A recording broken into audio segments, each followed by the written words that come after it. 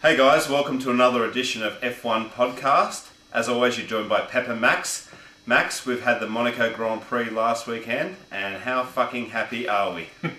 And what a Grand Prix it was, mate. Mate, The correct result. I've been buzzing all week. I've been absolutely going off. I just loved the way that Mark Webber won that race. He controlled the race extremely well. He managed the gaps well. He drove brilliantly. I loved it. It was fantastic, mate. A great day to be an Aussie. When you think about it, the poor bugger had 4 safety cars to contend with as well, but still took the bit between the teeth and ran away with it, which was fantastic. If you take the safety cars out of it, mate, out of the equation, you probably would have won by around 30 seconds. So a terrific drive by Mark.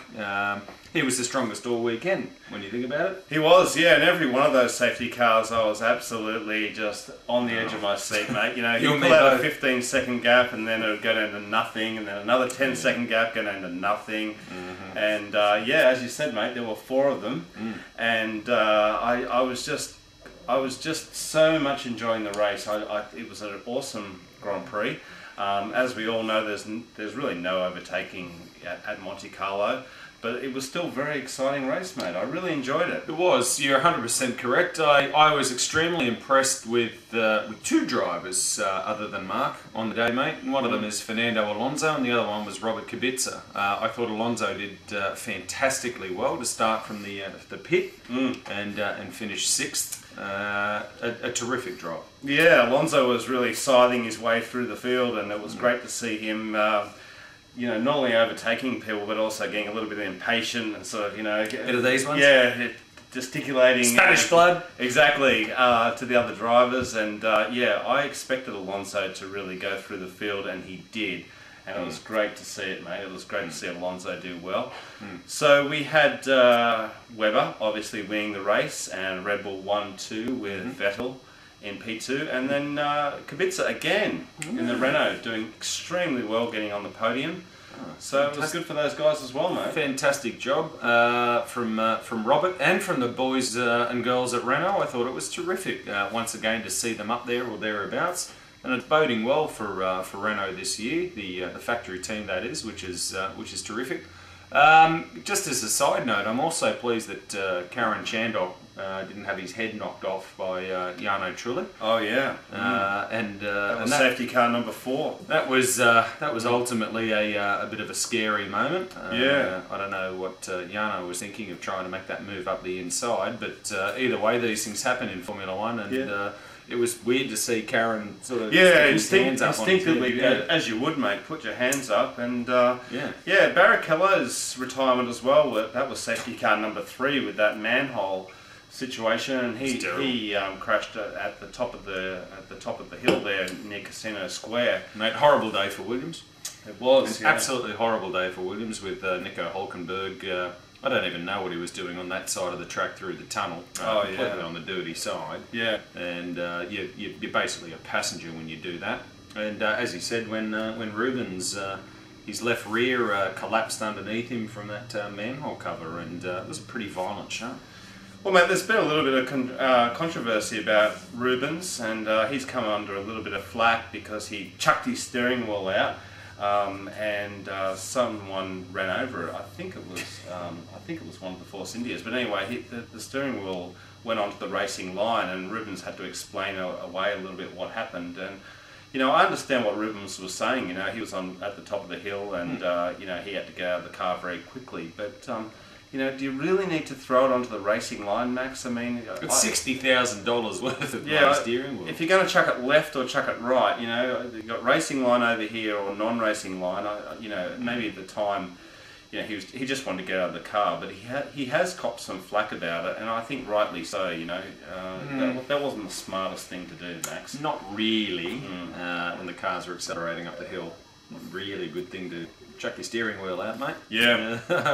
But look, I can understand that, you know, with the South American blood was boiling, and he's just thrown his toys out of the cot. Unfortunately, that toy was, as I said, worth about $60,000. Well, mate, we had that safety car right at the end of the race, and I was praying actually that the race wouldn't end under safety car, because I think, you know, to win a race under safety car, it's just not the same as going full pelt down the start-finish straight.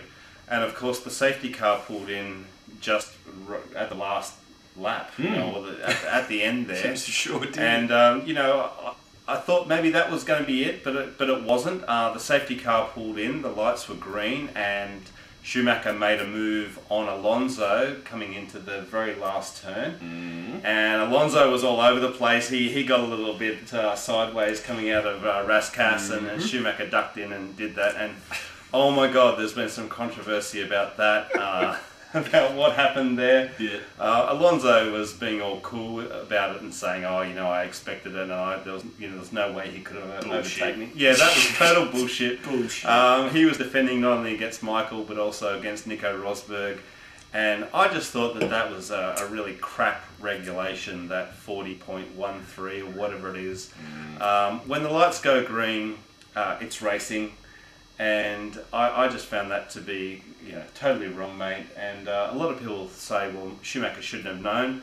I don't think so. There's so many damn rules in that FIA rule book. It's not for the driver to know every single rule. That's what the teams are there for, to advise the drivers. The drivers are there to drive the cars.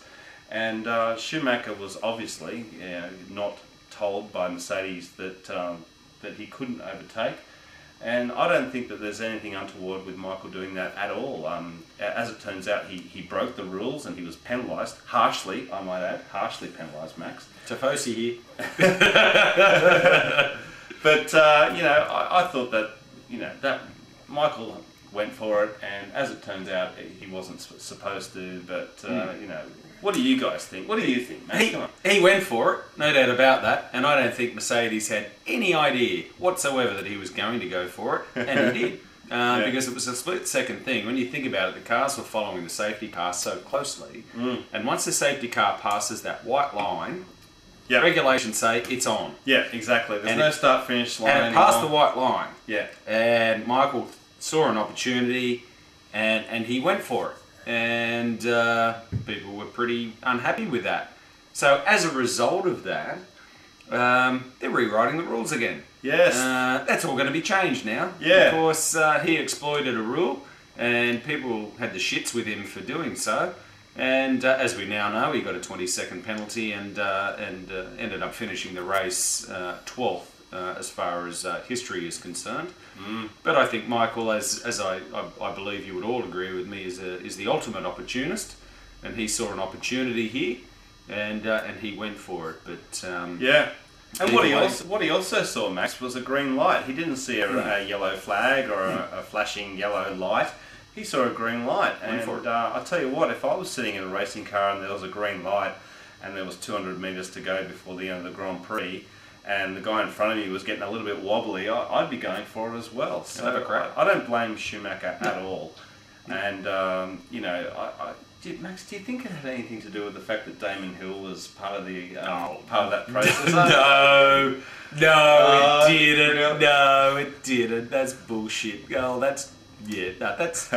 You're into conspiracy theories, I know you. Yeah. No, I don't think it had anything to do with it, but I was very disappointed to hear that Damon Hill had a lot of hate mail and death threats and all this sort of thing. I mean, shit, guys, it's a Grand Prix. Yeah, you know, it's not life or death. Let's all, you know, take a chill pill. Yeah, exactly.